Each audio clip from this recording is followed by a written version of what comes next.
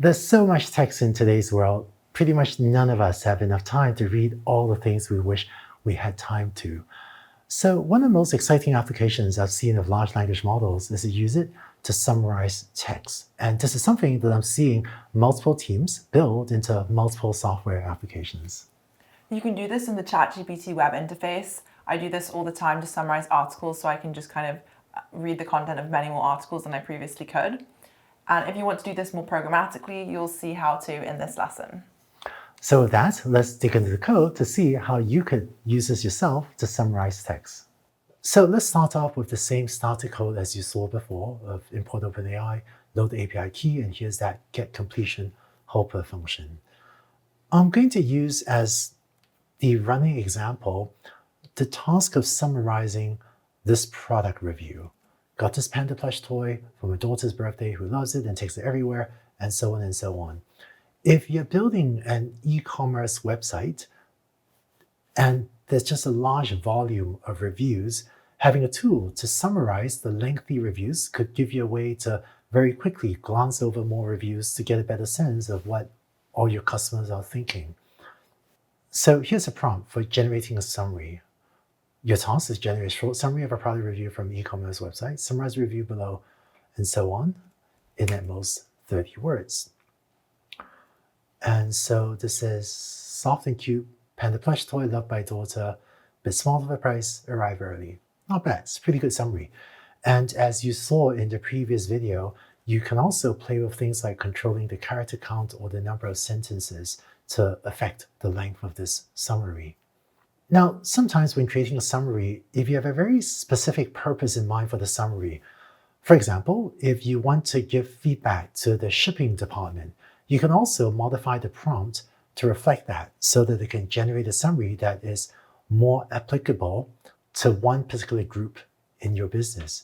So, for example, if I add to give feedback to the shipping department, and let's say I change this to start to focus on any aspects that mention shipping and delivery of the product.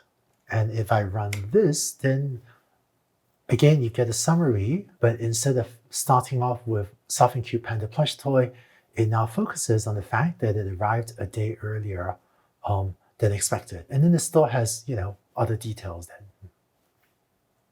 Or as another example, if we aren't trying to give feedback to the shipping department, but let's say we want to give feedback to the pricing department.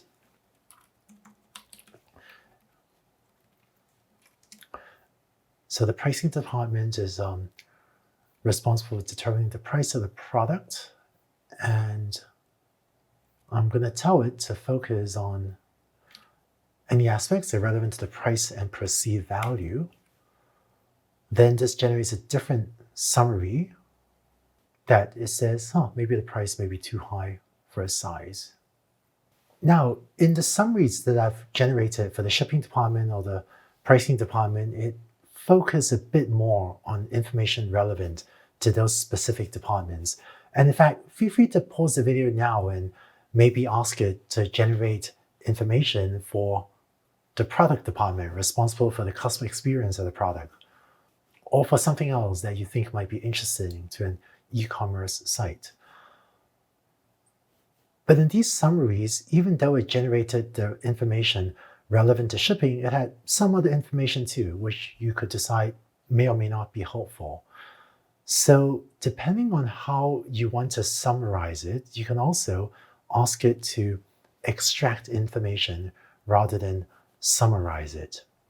So here's a prompt that says your task to extract relevant information to give feedback to shipping department. And now it just says product arrived a day earlier than expected without all of the other information, which was also helpful in a general summary, but less specific to the shipping department if all it wants to know is what happened with the shipping. Lastly, let me just share with you a concrete example for how to use this in a workflow to help summarize multiple reviews to make them easier to read. So here are a few reviews. This is kind of long, but here's a second review for a standing lamp. Need a lamp for my bedroom. Here's a third review for an electric toothbrush. My dental hygienist recommended. Kind of a long review about the electric toothbrush. This is a review for a blender when it said, sales at 17-piece system on seasonal sale, and so on and so on. This is actually a lot of text. If you want, feel free to pause the video and read through all this text. But what if you want to know what these reviewers wrote without having to stop and read all this in detail? So I'm going to set review 1 to be just the product review that we had up there.